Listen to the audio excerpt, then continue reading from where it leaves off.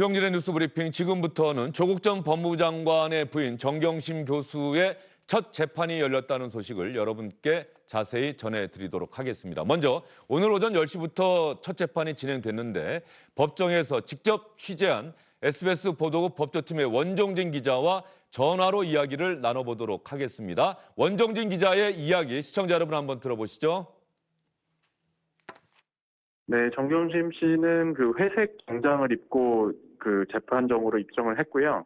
비교적 평온하고 차분한 그런 태도로 이 재판장의 말이나 그다음에 검사나 변호인 측의 말에 귀를 기울이는 모습을 보였습니다.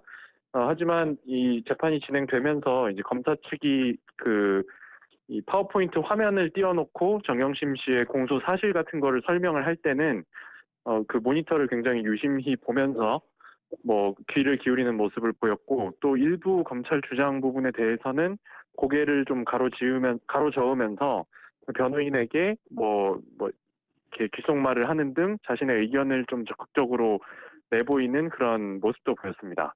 검찰 측도 비교적 차분하게 그 정경심 씨에 대한 공소 사실을 설명을 했고, 그리고 또 변호인의 어떤 반박이나 이런 거에 대해서도 적극적으로 의견을 개진을 하기는 했지만, 이 전에 공판 준비 기일에 있었던 것처럼 재판부와 충돌을 하거나 또 언성이 많이 높아지거나 이런 모습은 없었습니다. 정경심 씨의 변호인 측에서 이 검찰이 그 사문서 위조, 즉 표창장을 위조한 것과 관련해서 지금 기소를 2개의 사건으로 지금 해놓고 있는데요. 이 그 2개의 기소를 한 것에 대해서 법리적으로 문제가 있다. 특히 첫 번째 기소 같은 것은 취소해야 되지 않느냐, 이런 식으로 논리를 전개했고, 검찰 측은 그 변호인의 주장에 대해서 주로 반박을 했습니다. 그래서 지난 공판 준비 기일 때 좀 많이 이슈가 됐던 재판부와 검찰 측의 충돌이나 이런 건 없었고요. 변호인과 검사 간의 그런 좀 법리적인 그런 이야기들이 좀 치열하게 오갔습니다. 그 증거로 제출된 부분들에 있어서 그 정경심 씨 측에서 이제 증거로 제출된 하드디스크나 PC나 이런 부분을 돌려달라는 신청서를 냈고요. 그 법원 쪽에. 그리고 그 부분에 대해서 법원이 오전 오후 재판을 통해서 어떻게 할 건지 판단을 할 것 같은데, 일단은 그 정도 그 신청서를 냈다는 정도? 네. 예, 그 정도를 말씀드릴 수 있을 것 같습니다. 원종진 기자가 오늘 첫 재판, 오전 재판의 상황을 여러분께 설명해 드렸습니다. 지금부터는 김광산 변호사와 이야기를 나눠보도록 하겠습니다. 어서 오십시오. 네, 안녕하세요. 원래 정경심 교수 첫 재판은 오늘 열렸는데 그 전에 공판 준비 기일이라고 하나요? 그럴 때 네. 재판부와 검찰이 서로 언성을 높여가면서 싸우는 듯한 모습을 보이지 않았습니까? 이제 공판 준비 기일이 4번 정도 있었어요. 그런데 이제 정식적으로 재판하기 전에 이제 공판 준비 기일이 엽니다. 그래서 여기에 쟁점을 정리하고 향후에서 어떤 증거에 대해서 어떻게 재판을 진행할 것인가, 이걸 논의하는 자리라고 볼 수 있거든요. 그런데 이전 어떤 일반적인 재판에 있어서 공판 준비 기일은 거의 대부분이 죄를 인정하는지 아니면 쟁점에 대해서 의견을 나누는데, 지금 정경심 교수와 관련된 부분은 일단 4번의 재판 과정에 있어서 특히 작년 9월에 기소한 거 있잖아요. 그때 정경심 교수를 제대로 조사하지 않고 기소를 하는 와중에 어떤 범죄 일시, 장소 특정, 방법 이런 것들이 사실은 임시적으로 검찰에서 특정을 해서 기소를 했는데, 그 이후에 수사를 하면서 이제 여러 부분이 나타났잖아요. 그래서 그걸 공소장을 변경하고자 했었는데 판사는 이건 공소사실 동일시 인정이 안 된다고 해서 불허를 했어요. 그래서 그 부분과 관련해서 굉장히 좀 논쟁이 있었죠. 왜냐하면 검찰은 공소사실 동일시 인정되는데 왜 불허를 하느냐, 이제 그런 부분이 있었고, 이제 그러다 보니까 법원이 너무 편파적인 거 아니냐, 재판부가.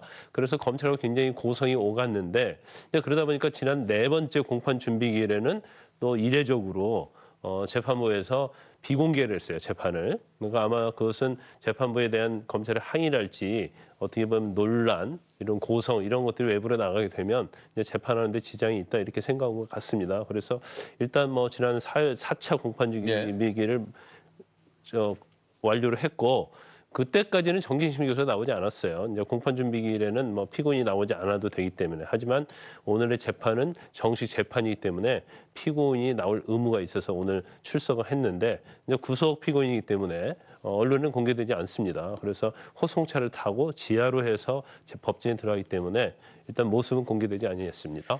일단은 그 표창장 위조 문제와 관련해서 그래서 검찰이 뭐 다시 기소를 하고 이런 우여곡절이 있었고 네. 재판부가 그 부분에 대해서 강력한 문제 제기를 했던 것이 있지요. 이것을 동일한 사건으로 보기가 어렵다. 네. 이렇게 이야기를 했었는데 제가 오늘 재판부가 설명한 거 보니까 일단 그 표창장이 위조된 시점 뭐 이런 부분에 대해서는 그게 뭐 크게 문제 삼지 않겠다. 뭐 동일성이 없다고 판단하지 않는다. 네. 즉 동일한 사건으로는 간주할 수 있다라고 하는데 다만 재판부가 문제 삼은 게 한 부분이 있어요.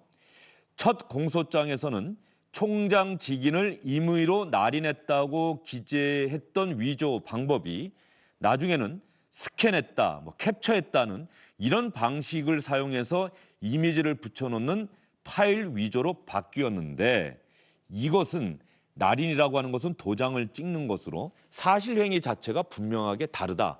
이거는 문제 아니냐는 그런 의식을 오늘 좀 드러냈어요. 일단 그건 이제 범행의 방법에 관해서 너무 틀리다 이제 그런 주장을 한 거예요. 근데 일반적으로 문서 위조죄는요 대부분 끝이 어떻게 끝나냐면 아무런 권한 없이 임의로 날인해서 위조한 것이다. 이게 일반적으로 사문서 위조의 공소장 말미거든요. 네. 그래서 처음에는 검찰에서 기소할 때도 당연히 그렇게 위조를 했겠지라고 해서 그렇게 공소장을 작성을 해서 법원에 제출을 한 겁니다. 그런데 조사를 해보니까 정경심 교수의 컴퓨터 내에서 관련된 파일이 나왔다는 것이죠. 그래서 파일 자체를 어떻게 보면 캡처한 걸 오려 붙이는 방식으로 위조를 했다는 것이기 때문에 날인을 해서 위조를 했느냐 아니면 파일을 이용해서 위조를 했느냐 이건 사실은 이제 범행 방법에 가는 거거든요. 근데 일반적으로 재판에 있어서 범행 방법에 대해서 사실은 공소장은 거의 100% 가까이 허용을 해요. 그런데 지금 문제 제기하는 것은 이 재판부에서 제기하는 것은 방법이 너무 틀리지 않느냐. 이게 예를 들어서 우리가 공소장에 이제 살인죄를 기소하지 않습니까? 흉기를 통해서 살인을 했다를 그게 아니고 나중에 밝혀보니까 절벽에서 떨어뜨려서 살인했다. 이건 방법이 엄청 틀리죠. 네. 틀리지만은 살인이라는 공소사실의 동일성이 인정이 되는 거예요. 그렇기 때문에 일반적인 사건에 있어서는 공소사실의 동일성을 인정하기 때문에 공소장 변경을 허가를 하는 거죠. 그런데 이 재판부는 왜 이렇게 엄격하게 그거 안 된다 이렇게 이야기를 하는 거죠? 근데 재판부는 아무튼 본인 생각이 그러니까 법리적으로 공소권 남용이다라는 인식을 갖고 있는 것 같아요. 그렇죠. 그 증거 조사한 이후에 네. 공소권 남용에 해당되는지를 판단하겠다고 오늘 얘기를 했어요. 판단을 하겠다고 하는데 이제 공소권 남용 자체는 이제 그런 얘기예요. 처음에 공소의 동일성이 인정이 안 된다고 하니까 처음 9월에 기소한 거 작년에 그럼 이건 보나마나 기각 판결, 무죄 판결을 할 거거든요. 그러면 무죄 판결 대비해서 검찰에서는 그럼 공소장 변경 내용 가지고 추가 기소를 한 거예요. 그러면 만약에 원래 재판부의 의견대로 한다고 하면 이거 자체는 사실은 유죄로 될 수가 없죠. 그리고 두 번째 기소한 것은 표창장 위조지만 처음에 재판부 인정한 것은 동일한 사실이 아니다고 그래서 허락을 안 한 거잖아요.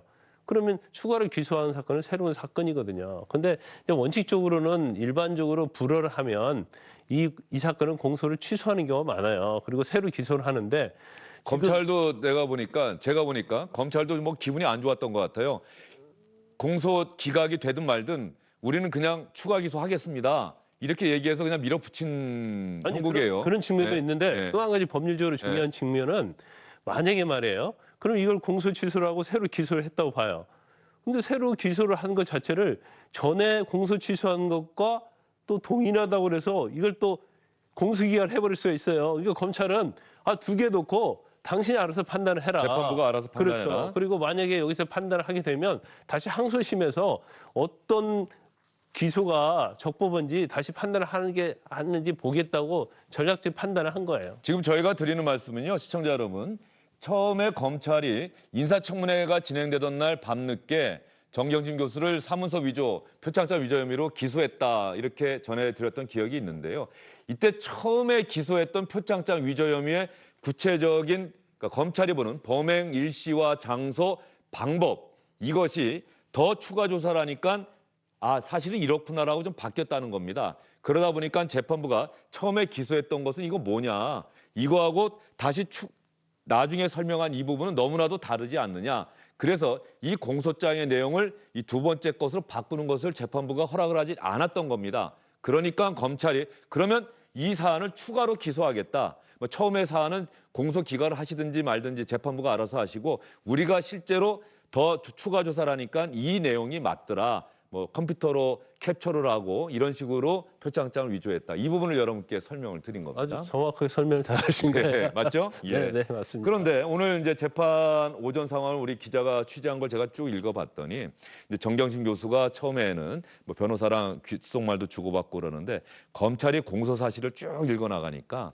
얼굴이 상당히 상기가 되고 밖에서 보더라도 누구나 알아볼 수 있을 정도로 상기가 됐다. 뭐 이런 그 스케치성 또 내용을 알려왔더라고요. 일단 상당히 부담이 됐겠죠. 그러면 일단 공소장 미리 받아봤기 때문에 내용은 다 아는 거예요. 그런데 일단 본인이 이제 첫 재판 섰잖아요. 섰는데 검찰은 그냥 공소장만 읽는 게 아니고 거기에 추가적으로 왜 유죄인지 여부에서도 좀 덧붙여서 말을 했을 거예요. 그러면 지금 첫 재판인데 향후에 있어서 이 재판이 어떻게 될 것이고 더군다나 방청소에는 기자들이 굉장히 30명 이상 예. 뭐 있고 그러기 때문에 본인의 입장에서는 굉장히 부담이 될 수밖에 없고 또 경우에 따라서는 아마 재판 과정에서 사생활 측면이 좀 많이 나올 거예요. 그러면 그건 굉장히 본인의 입장에서 보면 이제 치욕적인 모습이 좀 될 수가 있어요. 그래서 사실 더군다나 구속돼 있잖아요. 그러니까 재판 자체는 하나하나가 자기가 과연 구속에서 풀려 나올 수 있는 건지 아니면 무죄를 받을 수 있는 것인지 그런 것에 굉장히 신경이 쓰이기 때문에 이제 긴장할 수밖에 없는 거죠.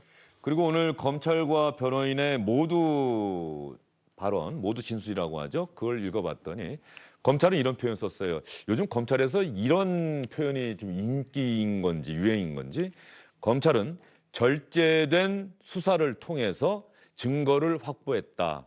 그래서 유죄 입증에 자신감을 나타내는 듯한 발언을 했습니다. 절제된 수사라고 하는 표현을 썼고요. 변호인단은 그럼에도 불구하고 모든 범죄 혐의 무죄다. 완전 무죄를 주장했더군요. 검찰은 아마 이제 절제된 수사 이건 자체는 청와대, 여권, 그다음에 서초동 촛불 집회랄지 또 진보 진영에서 계속적으로 공격받은 거 아니에요. 우서 불위의 권력을 가지고 먼지털이식 수사를 했다. 그리고 과도하게 수사했다. 그리고 죄가 나올 때까지 수사했다. 이런 얘기를 워낙 들었기 때문에 아마 거기에 대한 대응적으로 우리는 절제된 수사를 한 것이다. 여기서 절제되지 않고 더 수사를 했다고 한다면 훨씬 더 많은 걸 얻을 수 있을 것이다. 이제 그런 어떤 암시적인 그런 얘기를 하는 것 같고요.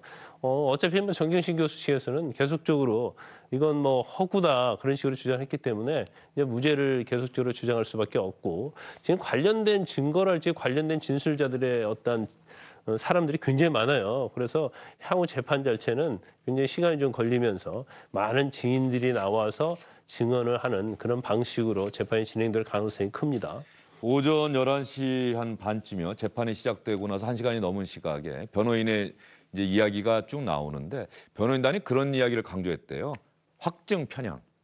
검찰이 확증 편향.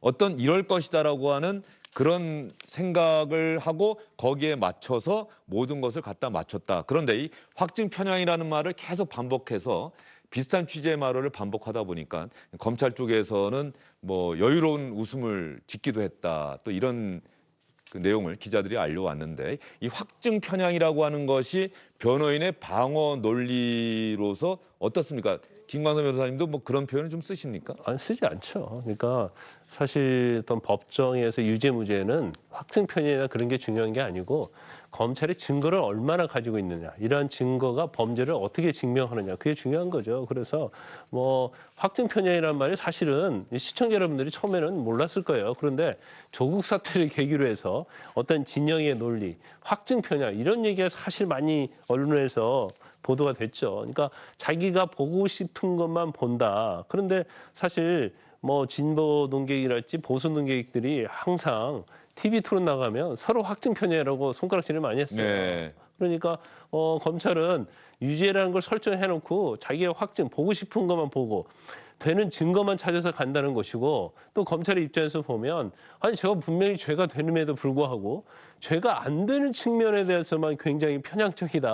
그러니까 서로 이제 확증된 편향을 가지고 있다. 이런 식으로 서로 그냥 맞받아치는 경우라고 볼 수가 있는데 확증된 편향을 하면 이제 검찰을 공격하기 위해서 한 얘기는 맞지만 재판의 어떤 방어 논리나 그런 데 있어서는 뭐 영향을 끼칠 확률이 뭐 거의 없다 이렇게 봅니다. 이 사건에서 재판부가 정경심 교수 뭐 보석을 허가할 가능성도 내비치기도 했었는데 보석 허가 가능성 어떻게 보세요? 아직까지 이제 보석 신문길에 대해서는 언론에서 보도가 안 되고 보통 있어요. 첫 재판까지는 구속 상태인데 이 이후에 그렇죠. 보석을 허용하는 경우도 있습니까? 일반적으로 이제 보석을 허용할 때는 첫 재판을 한번 합니다. 그래서 무죄를 다투는지 아니면 죄를 인정하는지를 보고요. 그다음에 이제 증거 관계를 좀 살펴보죠. 그래서 법원의 입장에서는 이 정도면은 뭐 불구속 상태에서 아니면 무죄 가능성이 높다. 이제 그러면 그리고 피고인이 방어권을 행사하려면 구속보다는 이제 불구속이 훨씬 더 피고인이 여유롭게 할 수 있다. 그런 경우는 이제 보석 청구에 대해서 심리를 해서 하는데 이걸 뭐라고 얘기할 수 없어요. 그런데 지금 검찰이 지난번 공판 준비기일에서 굉장히 재판부고 뭐 굉장히 고성이 오갔던 이유가 아까 말씀하신 공소장 변경 예. 여부도 굉장히 중요하지만 제가 볼 때는 감정을 사는 면이 있었어요.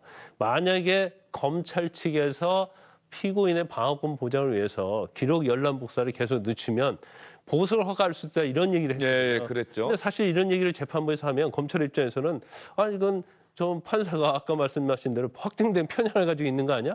공정한 재판을 의지가 없는 게 아니야? 이런 생각을 했었을 예. 거예요. 그러니까 그 당시 이제 감정 대립을 했다는 것이고 뭐 경우 따라서는 제가 볼 때는 아마 보석으로 석방될 가능성은 상당히 크다고 보는데 재판부는 부담이 있을 거예요. 어떤 부담이 있냐면 차라리 지난 공판 준비기일 때 보석 허가 여부를 얘기를 안 했어야 돼요.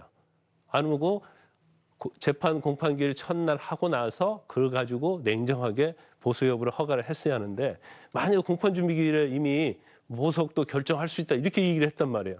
그런데 지금 와서 보석을 결정하게 되면 저 판사가 원래 편향된 생각을 가지고 있었네. 그런 공격을 받을 가능성이 있어요. 그리고 아마 공판 준비기일에 검찰하고 재판부하고 굉장히 고성이 오갔잖아요. 아마 그런 것들이 영향이 있기 때문에 재판부에서 상당히 공정성 유지를 하기 위해서 오늘 재판조 노력을 좀 많이 한 것으로 보입니다. 제가. 알겠습니다. 재판부가 과연 정경심 교수의 보석을 허가할지는 좀 더 지켜봐야 될 것 같고요. 지금부터는 검찰 관련 소식으로 넘어가도록 하겠습니다. 추미애 법무부 장관이 취임 후에 처음으로 검사들을 만났습니다. 지난주에 만났는데 그 영상을 법무부가 자체 유튜브 방송 통해서 뒤늦게 공개를 했네요.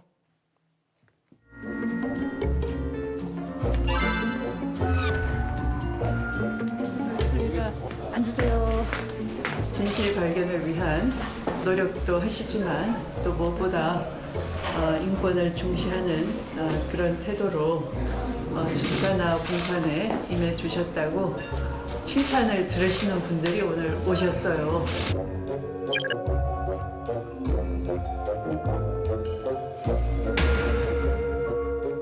제가 초등학교 6학년에 올라갔는데 저의 담임으로 배정되신 분이 제가 볼 때는 좀 못마땅해요. 그 선생님이 갑자기 첫 수업 시간에 내가 싫은 사람은 나가도 좋아요 이래요. 그래서 난 그 말을 진짜로 알아듣고 책가방을 싸서 당당하게 앞문으로 탁 나갔어요.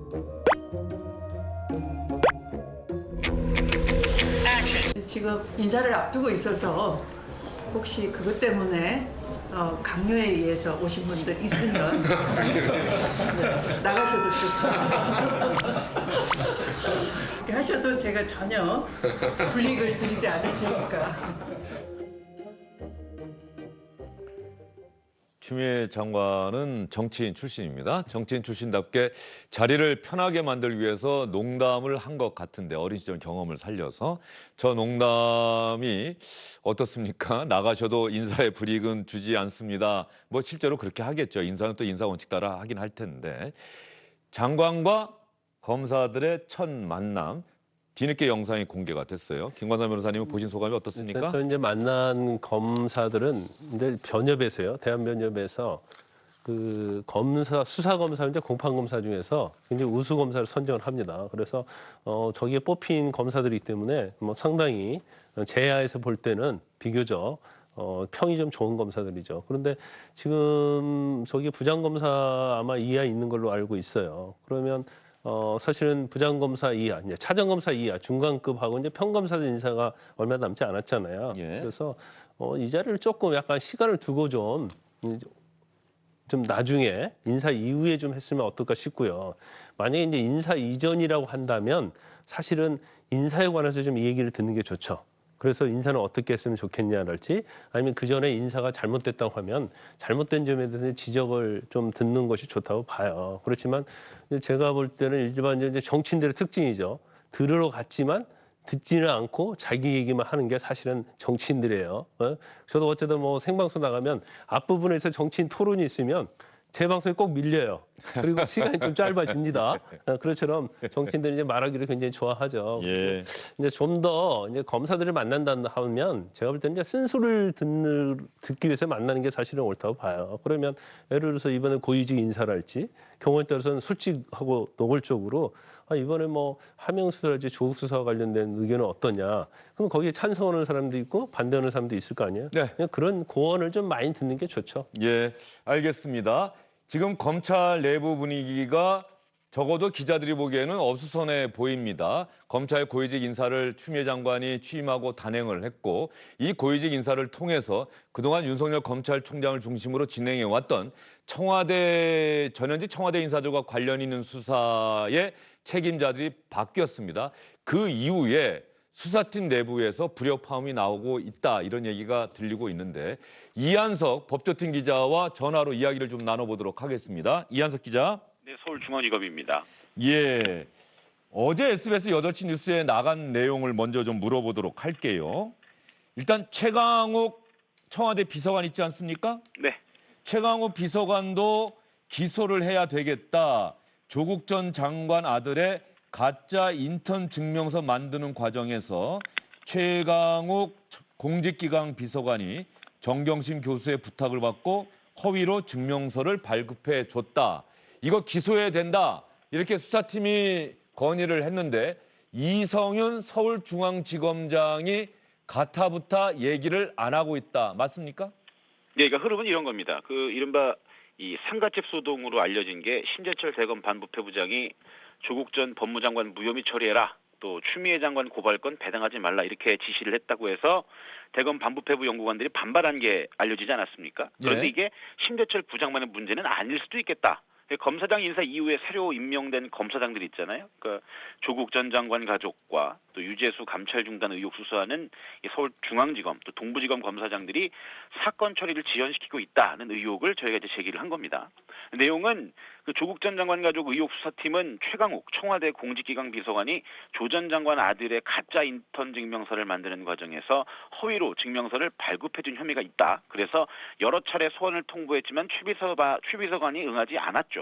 그러니까 이 수사팀이 약 일주일 전쯤에 업무방해 혐의로 이 최 비서관을 기소하겠다 이런 의견을 지휘부에 올렸는데 새로 부임한 이성윤 서울중앙지검장이 수사팀의 기소 의견에 아직 답을 하지 않고 있는 상황이라는 겁니다. 서울중앙지검장이 대답을 하지 않고 있다. 이것을 수사팀에서는 이성윤 서울중앙지검장이 현 청와대와 가깝고 그러다 보니까는 이런 수사에 부정적이고 비판적이지 않느냐. 뭐 이런 인식들을 수사팀 검사들은 갖고 있는 겁니까? 뭐 검사들의 내부 분위기를 과연 어떤 생각을 갖고 있는지 그런 얘기는 사실 구체적으로는 그 이번에 대검 그 심재철 반부패부장과 둘러싼 갈등 이 부분으로 이제 대체를 해야 될 것 같습니다. 이제 어쨌든 간에 현재 분위기는 이런 겁니다. 이 검찰 인사 전까지 아직까지도 그 결정을 하지 않고 있는데 혹시 검찰 내부에서는 청와대 인사들에 대한 기소, 청와대 인사들 관련된 사건들이 좀 민감하다 보니까 검찰 중간 간부 인사 이후로 이 결정을 미루려는 것 아니냐 이런 의심의 눈초리는 갖고 있는 건 분명한 사실이고요. 네. 예, 알겠습니다. 이성윤 서울중앙지검장이 결론을 내리게 되면 그 결론의 내용에 따라서 또 검찰 내부에 한바탕 후폭풍이 있을 것 같다 이런 생각이 들고 또 하나 서울 동부지검에서는 유재수 전 부산시 경제부시장 감찰 무마 의혹 수사하고 있는데 백원우 전 비서관 기소해야 한다 이런 의견을 또 올렸는데 새로 임명된 서울 동부지검장 고기영 지검장인가요? 네. 고기영 지검장이 내가 서류를 좀 더 검토해야 할 시간이 필요하니까 조금 기다리세요라고 하면서 역시 의견을 주지 않고 있다 이런 얘기가 있던데요. 그렇습니다. 그 고기영 지검장이 현재 기록을 검토 중인 상황이다. 그래서 아직 잠정 결론이 검사장 위치에서는 내려지진 않은 상태입니다. 그래서 과연 이 수사팀에서는 기소 의견으로 일단 보고를 했지만 과연 고기영 검사장이 수사팀의 의견을 수용할 거냐 이건 아직 장담할 수 없는 상황입니다. 그런데 이 조국 전 장관 공소장을 보면 이 감찰 중단 과정에서 백원우 전 비서관 가담 정황이 비교적 구체적으로 나와 있습니다. 그러니까 이 박형철 당시 반부패 비서관에게 유재수를 봐주는 게 어떻겠느냐 이렇게 제안을 했다고도 하고 또 청와대 인사들을 비롯해서 이른바 여권 실세들에게 유재수 감찰과 관련해서 청탁을 받았던 주요 통로로도 지목이 된 상태거든요. 그러니까 기소 여부를 판단하는 중요한 기준이라면 그럼 범죄에 얼마나 가담했느냐 이 부분일 텐데 감찰 중단을 결정한 최종 책임은 조 전 장관에게 있습니다. 하지만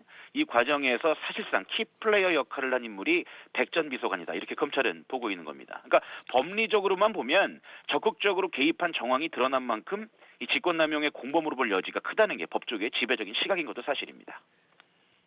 이한석 기자, 상갓집 소동에 이어서 양석조 연구관이 심재철 반부패 부장에게 당신도 검사냐라고 고성으로 항의하는 그 장면 이후에 새롭게 임명된 검찰 고위 간부들과 수사팀 검사들 사이의 균열 이런 이야기가 계속 들려오고 있는데 그렇다고 한다면 내일 단행될 차장급, 부장급 검사들에 대한 인사 이후에 이 균열이 아예 외연될, 폭발할 가능성도 있어 보입니까? 그건 사실 저도 그때 가봐야 할 것 같은데요. 일단 표면적으로 드러난 상황만을 보면 심재철 부장을 비롯해서 현 수사팀들이 사건 처리를 둘러싸고 이견이 있는 건 이미 드러난 사실이죠. 그리고 이 수사팀 검사들까지 만약 교체가 된다면 내일 인사를 기준으로 일단 기록이 방대합니다. 방대하기 때문에 후임자들이 사건을 이해하는 데 상당한 시간이 필요할 테고 그러다 보면 수사의 맥이 끊기겠죠. 그러면 곧 총선이지 않습니까? 특히 지금 진행 중인 이 청와대 선거 개입 수사 같은 경우에는 아마 총선 이후에나 본격적으로 진행될 가능성도 있는 상황입니다. 그래서 현재 검찰 수사팀들이 수사 진행의 연속성을 위해서 범죄 혐의들을 단단하게 다지고 기록들을 좀 정리하고 있는 걸로 알려져 있는데 인사가 내일 발표가 나면 2월 3일자로 신임 중간 간부들이 들어오거든요. 그럼 2월 중순쯤은 돼야 검찰 수사가 어디로 갈지, 이게 제대로는 갈지 판단할 수 있을 것 같습니다. 네, 법조팀 이한석 기자와 이야기 나눠봤습니다. 이한석 기자 수고 많으셨어요. 김관삼 변호사님은 검찰 출신이시죠? 네, 이성윤 지검장하고는 저희 고등학교 동기 동창입니다. 잘 아시겠네요. 네, 아주 잘 이성윤 중앙지검장이 지금 상당히 책임감도 느끼면서 동시에 부담도 좀 많겠다는 생각도 좀 들어요. 그럴 거예요. 근데 사실 일단 이제 고위직이 다 교체를 했잖아요. 근데 고위직 입장에서 교체된 그러한 검사장들은 이전에 이제 검찰 수사를 굉장히 무리하게 하고 있다 그런 생각을 갖고 있는 걸 보입니다. 그럼 원칙적으로 밑에 수사팀에서 기소를 하겠다고 하면 이게 죄가 되겠어? 기소하지 마. 할 수도 있는데 그 이제 법리적으로 굉장히 어려운 문제가 있어요. 그리고 이제 이성윤 지검장 같은 경우에는 스타일이 적극적으로 설사 밑에 있는 어떤 부하 검사가 굉장히 말도 안 되는 얘기를 해도 그걸 막 적극적으로 자르거나 그런 스타일은 아니에요. 그러니까 의견을 듣고 좀 생각해보고 합리적 이제 따져 보면서 이제 굉장히 신중한 스타일이거든요. 그래서 이제 이런 것 같아요. 이제 저는 뭐 저 부분은 예견됐다고 보거든요. 왜냐하면 지금 아직 수사팀이 교체가 안 됐잖아요. 근데 검찰 고위직은 교체가 됐어요. 검찰 고위직과 결재 라인에 있는 검찰 고위직과 수사 실무진에 있는 수사팀하고는 서로 생각이 다르거든요. 수사팀이 기소를 하겠다는데 결재를 안 해줘 버리면 기소하기 굉장히 어려워요. 그런데 이제 인사 이동이 되잖아요. 그러면 수사팀 교체된단 말이에요. 그럼 이제까지 했던 수사들이 유야무야 될 수도 있고 또 이제 중요한 부분 중에 하나가 그러면 이제 하명 수사 같은 경우는 아직 마무리가 안 됐잖아요. 예. 그러면 수사팀이 교체됐어요. 근데 교체된 검사들이 아니 뭐 이거 죄도 안 되는데 이런 걸 왜 수사를 해? 그러면 그건 완전히 덮어질 수 있는 거죠. 그리고 또 가장 중요한 것 중에 하나가 지금 청와대를 향한 수사랄지 조 전 장관에 대한 수사랄지 유재수 감찰 무마 관련된 수사 자체가 일단 두 개는 기소가 됐단 말이에요. 조국하고 예. 네, 둘은 기소가 됐는데 이건 굉장히 무죄를 치열하게 다툰 사건이거든요. 그래서 수사를 했던 검사가 공판에 들어가지 않으면 공소유지, 즉 예. 유죄받는데 어려운 측면이 있어요. 그래서 아마 그 부분이 제일 나중에 좀 문제가 될 가능성이 크고 만약에 그래서 수사팀 검사들 대거 교체한다고 한다면은 그런 의지, 추미애 장관이 그런 의지를 내보였다 이렇게 해석될 수가 있겠군요. 아니 뭐 예. 지금 인사에 어떤 하는 걸 보면 굉장히 뭐 의도성 있는 것이고 그다음에 그걸 제가 볼 때는 겉으로는 말은 않지만 숨기지는 않잖아요. 그러니까 이 수사팀 자체를 일종의 적폐로 보고 이건 이제 인처청산을 해야 한다. 그러면 예. 검찰계의 가장 마지막 단계는 바로 수사팀의 해체다. 이렇게 현 정부나 여당은 보고 있는 것으로 보입니다. 예, 알겠습니다. 내일 검찰 인사를 좀 지켜봐야 될 것 같고요. 조금 전에 들어온 정치권 관련 소식이 하나 있는데 이해찬 민주당 대표가 이낙연 전 총리에게 공동 선대위원장과 함께 서울 종로 출마를 공식적으로 제안했다. 이렇게 민주당이 조금 전에 발표했다고 합니다. 김광선 변호사님 말씀 잘 들었습니다.